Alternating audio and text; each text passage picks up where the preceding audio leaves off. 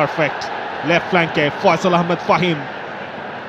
ফয়সাল আহমেদ ফাহিমের সাপ্লাই রাকিব হেডারের জন্য জাম্প করেছিলেন, হয়নি। জামাল ভুঁইয়া সেখান থেকে হামজার একটুখানি ক্যাটেন এবং সেখান থেকেই গোল। এটা ব্লক হলো, এবার পেছন থেকে সে রাকিব চেজ করতে চেয়েছিলেন এবং একটা পেনাল্টি ফাউল কল করে। হামজা অলরেডি একটা গোল দিয়েছে, আরেকটা গোল দেওয়ার তার প্রান্তে হামজা চৌধুরী, তার শট এবং হামজার গোল। হামজা